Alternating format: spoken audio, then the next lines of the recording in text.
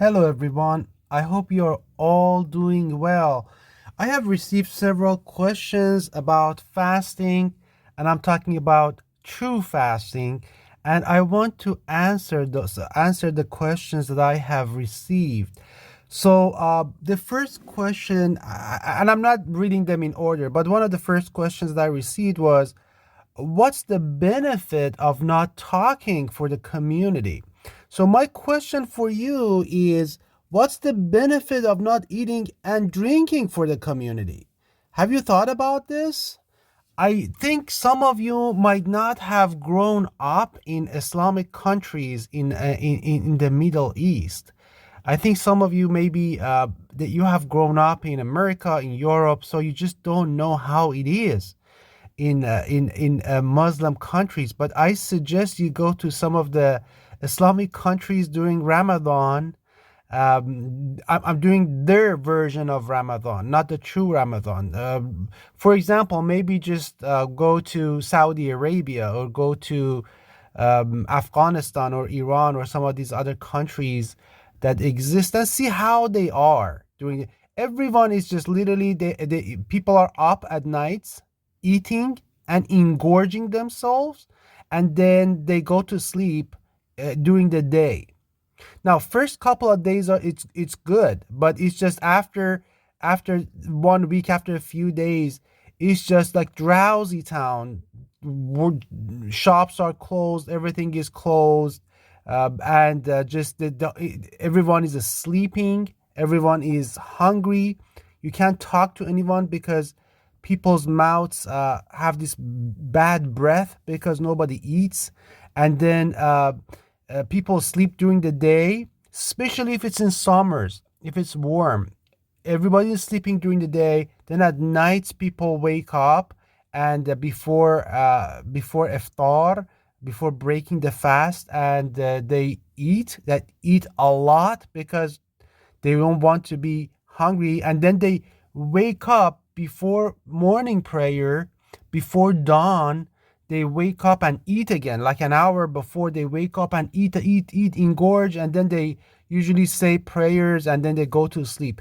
So that's why I'm asking you, what is the benefit of not eating? What is the benefit? This is just what Allah calls this israf, musrafin. This is just, there's no moderation of that. You just deprive yourself of food and drink and then engorge yourself. So during the daytime, you deprive yourself, and at nighttime, you engorge yourself. So basically, it's two extremes that is happening of food and water deprivation and food and water excess.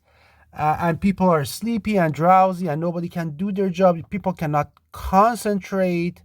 Those who go to school cannot concentrate, because remember, Allah commands us in chapter 7 to eat and drink in moderation, because that's how we can function optimally. That is how we function optimally, by eating and drinking in moderation. But in the true fast, you don't have that problem. You never get hungry and you never get thirsty because you're eating and drinking in moderation. And you're sharp. So actually you're learning, and you save so much time not talking to people. You save so much time not talking to people. Just measure the amount of time, and it might be different from each person to next person, from one person to another, but measure the amount of time each day that is spent talking nonsense, talking things that, having conversations that might not be necessary.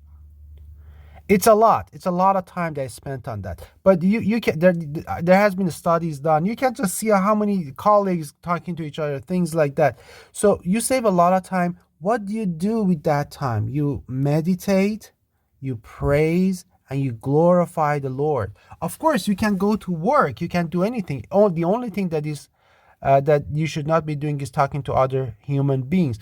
But because you're not wasting a lot of time talking, you can actually reflect, and it's really a reset for the community of true believers. This is really important. I want you to know that this is not for everyone. This is for the believers, for those who truly believe. I have another video and I talk about the difference between submitters and the believers. Believer is just a higher level. Submission happens first, but then gradually, after you strive in the way of Allah, you turn into a true believer. So these are some of the things that I could think of. And I said it's very difficult for me to respond to these questions and comments because a lot of typing and I am not a good typer. So I'm going to answer these questions here. And then the second question was, what about the people who have office work? And this, I have said it in several of my videos. You should really consider the context, where and when the Quran was revealed. Let me tell you why. The Quran was revealed in Arabia, which has very, very hot condition, hot, arid condition, 1400 years ago. So it's only recently, it's only past 300 years, 400, I would say even 300, 200 years, that the world has changed into what we have nowadays. There's a lot of office work and bureaucracy and all those things. 1400 years ago, who had office work? That's why I always encourage you, before you, Allah has given us 2 ears and 1 mouth. It means that we have to listen, we have to think more rather than just talking a lot. So just think about it. Before you say something, think about it. You can figure it out. Majority of you are 100 times smarter than I am. 100 times, at least 100 times smarter than I am. So just think about it. Quran was revealed 14. Who had office work at the time of the Prophet? Who had office work at the time of Moses? Who had office work at the time of Jesus? When they were fasting like this, nobody had office work. Majority of jobs back then was physical jobs. So what kind of jobs people had? Physical jobs. People had farms, vineyards, sheep, or they were blacksmith, just various jobs that exist. Some were warriors. The jobs were physical jobs. They didn't have office work. So let's start from there. So let's go back 1400 years ago, 2000 years ago. So the jobs were physical jobs. Where are we located? Where are we located? In Arabia, Mecca and Medina. Believers were mostly Mecca and Medina. In fact, actually, Mecca didn't even, at the time of the Prophet, they were not mostly, but a lot of them were disbelievers up until the very last 2 years of the Prophet, that the Prophet conquered Mecca. So they were is in Medina. Where is Medina? It's in current day Saudi Arabia, right? So Medina is in current day Saudi Arabia. Has any of you been in Medina to see how the temperature is over there? How hot it gets over there? A lot of you who live in Europe and America, you can't even imagine how hot it gets in there. Now, I want to ask you this. What about the people who lived in Medina in that hot temperature and they had to do physical work? What about those? Have you thought that? How on earth were they able to not eat and drink in that hot temperature and do the fasting that the worshippers, that the followers of Akbar perform? The fasting of not eating and drinking, that the hadith, the fasting of the hadith. How were they doing that? For 30 days, can you even imagine? They didn't have air conditioning back then. They didn't even have access to water like we do. So, brothers, sisters, think about it. The answers are there. You can get them. So that's what I'm telling you. This is just it was way. I know you think you have it worse with the office work, but it was way worse. That's why that fast of not eating and drinking is completely. It's just like it's a satanic practice to really keep the population mellow and weak 1 month of the year and cause so much problems. You know, a lot of pregnant ladies, even as of today, if you go to Islamic countries, while they're pregnant, they fast because they want to please God. That's what they have been taught they have to do. And you know how much damage it causes to fetus. Actually do it. Then you always find these scientists, pseudo-scientists in Islamic countries and religious scholars that come with so much hadith and fake science that it actually doesn't hurt the fetus. It doesn't. It's 2 + 2 = 4. You cannot say 2 + 2 = 600. It's just it does hurt the fetus. It's just if you're not eating and drinking, definitely does hurt the fetus. But anyway, so types of jobs then and no. We did talk about amenities back then. We didn't have air conditioning, things like that we do.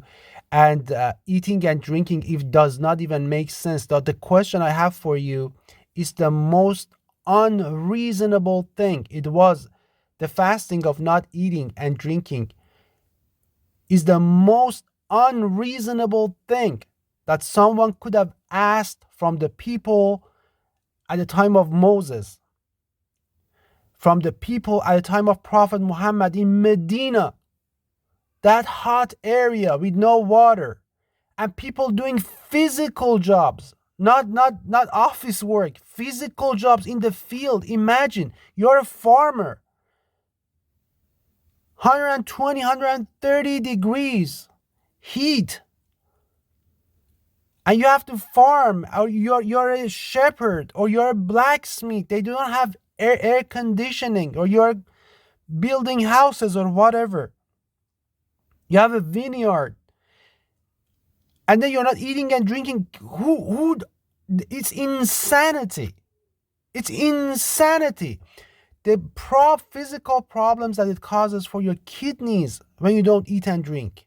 Kidney stones, gallbladder stones, all kinds of problems. And then when you break your fast, it causes so much problem, diabetes, dehydration. I mean, it's various problems. And there's a reason why, if you look at Islam, as soon as after about 150, 200 years after Islam, you see how they suddenly become very weak. It's this change of these practices. It's just for 1 month out of the year, it's just done. That community is just doesn't even really. It's like as if they don't exist anymore. Also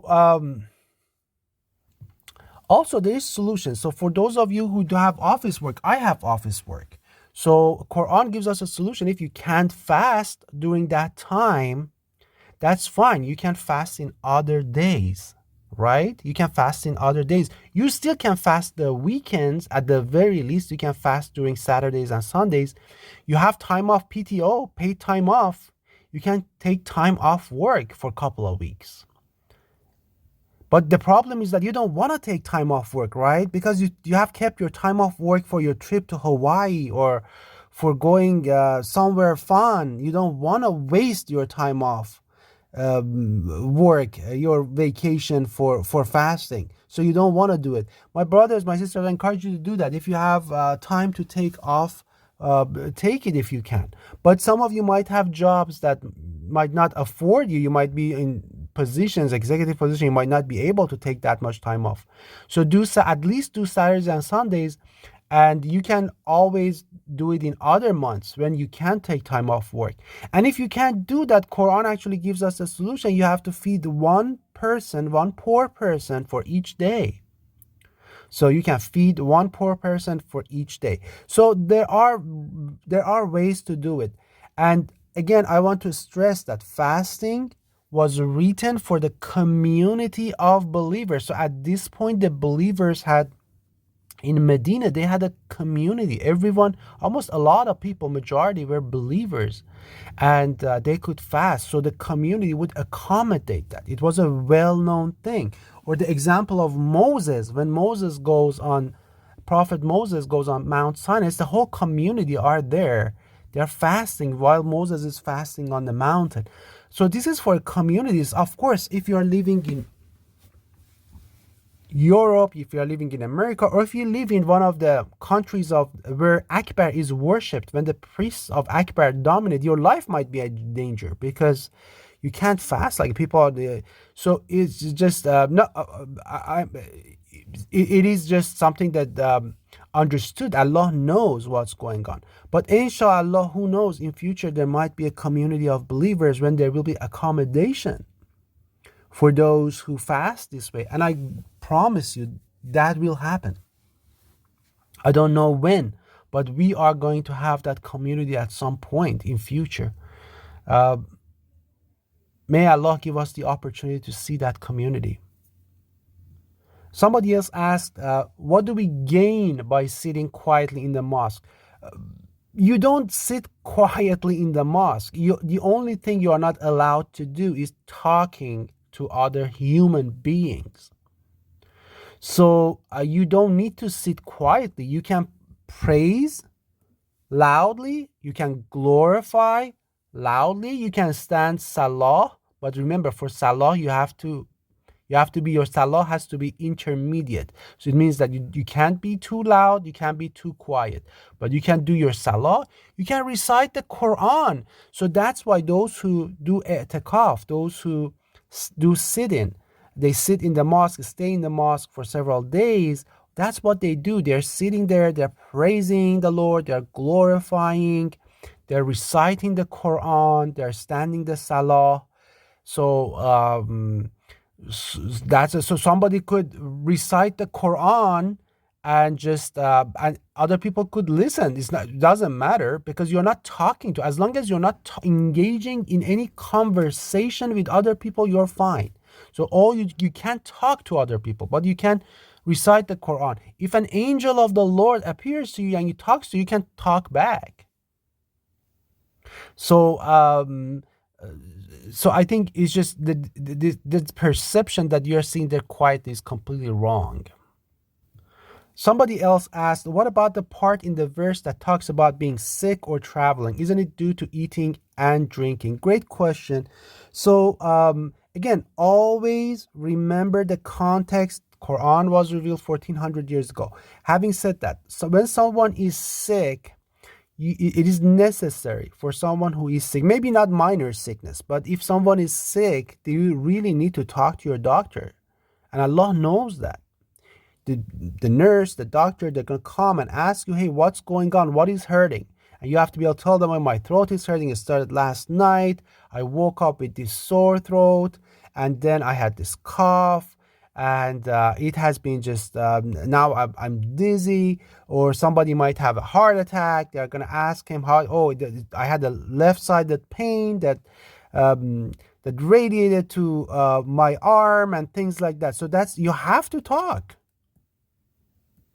That's why Allah tells you that if you are sick, you don't need to fast. The same with traveling. When you are traveling, you go to an airport, what do? You have to give them your passport. You have to if you don't talk, they're probably going to arrest you. I think that you might have vicious plans. So during traveling, you have to talk. In the old days, it was the same. You had to talk because you had these people. Usually people used to travel in caravans. So that's how it used to be for safety, because you would get robbed. So you were traveling in companions with companions together with several people. So you had to talk. If you didn't talk, people used to get scared, right? So actually, there's a story in the Quran about Abraham when the angels appear to him in the form of human beings, and Abraham puts food in front of them, and when they don't touch it and they're not talking, Abraham gets really scared. So that's how it is. When you're traveling, you have to talk. There's a lot of talking that is required. Even as of today, you have to talk because you stand, you have to order food, you have to go to bus station and you have to talk to. So Allah has tells you that if you're sick or if you're traveling, other days. So it's very simple. Very simple. These are the things that are necessary. It has nothing to do with eating or drinking. In fact, there's really just no reason for not eating, for fasting of not eating and drinking to be broken during traveling. I mean, it's just, especially nowadays at least. And then there was another question. It says, can we talk during emergencies? You can, first of all, you can always communicate through hinting or gesture. So that is always available to you.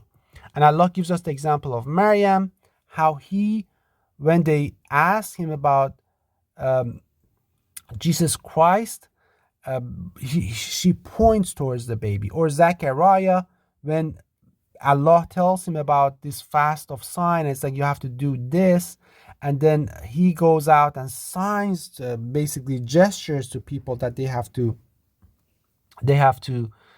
glorify and praise Allah for 3 days and 3 nights. So communication is still happening. So basically what I'm trying to say is that during emergencies, you still can communicate, but if it's the emergency is such that it requires you to talk, you definitely can break your fast. It's just Allah doesn't want hardship for you, and Allah says that. So, and you can fast your break. You can do maybe you emergencies for 2 days. During those 2 days, you break your fast, then you add 2 days later on. The goal is, and Allah tells us, the goal is لَتُكْمِلُ الْعِدَّةِ. لَتُكْمِلُ الْعِدَّةِ. It means you must complete. لَتُكْمِلُ. Le here is لَتُكْمِلُ, that le that comes over there. لَتُكْمِلُ. Sorry for my handwriting. It's really bad. I have to do something about it. But anyway, لَتُكْمِلُ. This le that comes here, it's imperative. It means must. You must. لَتُكْمِلُ الْعِدَّةِ. And al-idda, we talked about it last time, right? To complete, in the last video I explained that, to complete the number. So the goal is that you must complete the number. It's what number? And I actually explained that yesterday. Quran tells us you don't need to guess. It's not a conjecture. It's not a guess. It's not a guesstimate. It's a complete number that is there. That is number 30. You have to complete 30 days. So let's say the emergency lasted 2 days. So you fasted 28 days. And so you need 2 more days outside to complete the number and get to number 30. That's what you want to do. So yes, of course, you have to, if there's an emergency, there's sickness, if you're traveling, you can always not fast. It's an honor system. Allah doesn't need you to fast for him. You're not doing anything for Allah. Don't think that by doing that, no, this is for you. This is for you to meditate, to take a break for a month from day to day, to take a break from talking, and potentially, because a lot of sins are associated with talking, potentially lying, potentially backbiting, potentially rumoring, spreading rumors, potentially fighting, arguing, saying bad things. So it's a lot of the sins are associated with a lot of major sins are associated with talking.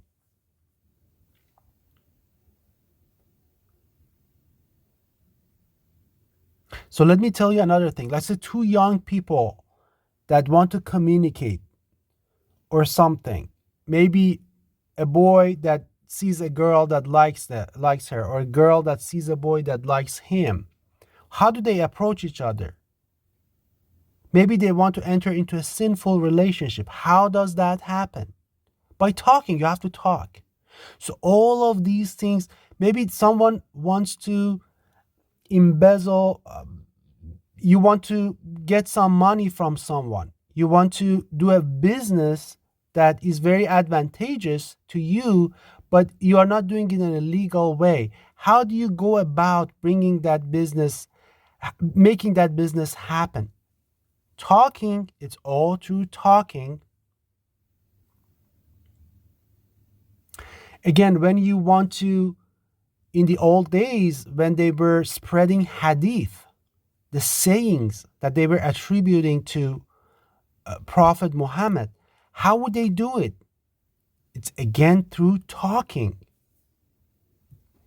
When you're arguing with your wife or with your husband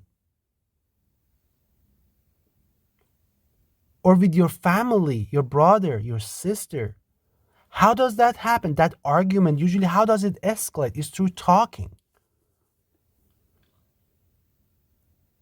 You get on the phone, you're talking to, I'm pretty sure it has happened to all of you. It has happened to me. You get on the phone, you're talking to a family member, a friend, and that family member brings someone else in the conversation. Do you remember so-and-so? Yeah, I remember that. I just saw him, the so-and-so said this, and he's such a horrible person. And what is happening here? You're eating the flesh of your brother or your sister. Quran tells us. It's like whenever you're talking behind someone, you're eating their flesh. Of the believers, especially if they are believers. The Quran talks about the believers. So it's through talking.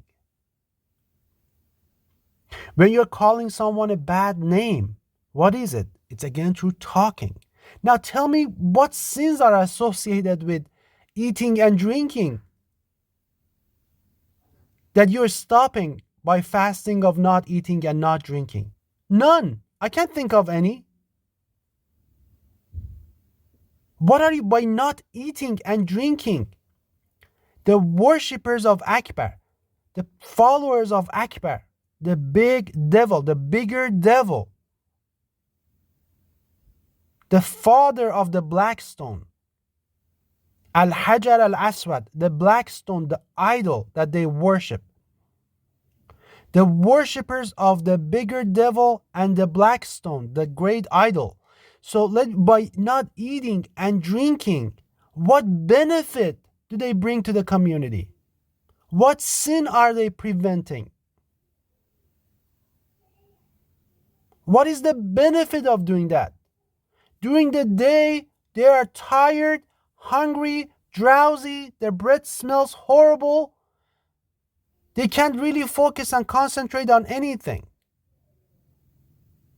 And during the nights, they're eating, and as soon as you eat, you become again drowsy. It's because it's very fast sugar and food that you're introducing into your body after a day of not eating and drinking. So what sin are they preventing? What benefit are they giving to the community? None. I'm telling you, this is a satanic fast that I have done since I was 7 years old. I know. I grew up in the Middle East. Amongst the people who fasted regularly, the wrong fast. I did full fast when I was 7 years old. I know how it feels.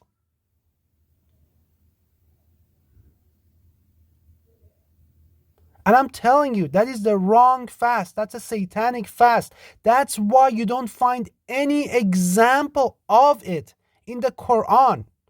That's why Allah has made it very clear not to say anything good about not eating and drinking in the Quran.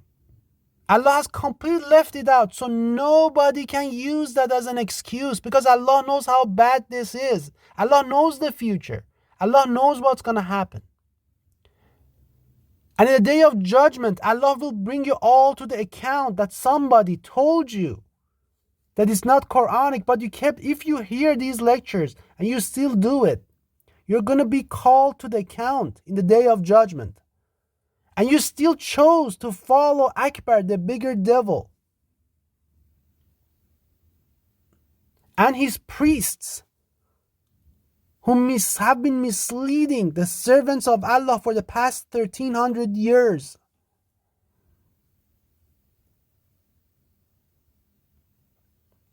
Now look at the true fast, the Quranic fast, which is a sign from the Allah to Zechariah, which is a command from Allah to Maryam, which is what Moses did on Mount Sinai, which is what Prophet Muhammad did in Hira cave, which is what Jesus did in the desert. Look how beneficial it is.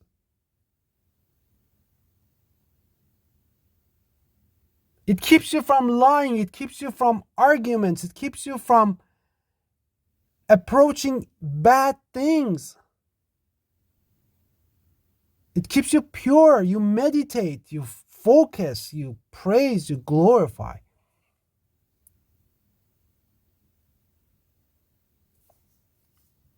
And that's the true fast, my brothers and sisters. If I get more questions, I will answer them. But I think this should answer most of your questions. Keep your eyes open. Keep your minds open. Don't be like those who forgot themselves. Don't be like those who forgot Allah and Allah made them forget themselves. لا تكونوا كالذين نسوا الله فأنساهم أنفسهم. And because of that, Allah made them forget themselves. They are summun, bukmun, umyun, fahum la ya'qalun. They are blind. They are deaf. They are dumb. They don't think. Don't be like those. Think. Don't follow other people, especially the priests of Akbar. These are the same people that 10 years ago in Syria, they issued 6 jihad. Can you imagine? 6 jihad. For those of you who don't know that, look up what happened in Syria. They were telling women to go offer sexual services to mujahideen so that they can fight in the way of Allah. What kind of Satan does that? Christians have not done it. Jews have not done it. Hindus have not done it. Idol worshippers have not done it. It came out of this religion of Akbar. How could you even follow such a disaster of mindset and belief? It's priests of Akbar did that. Priests of devil.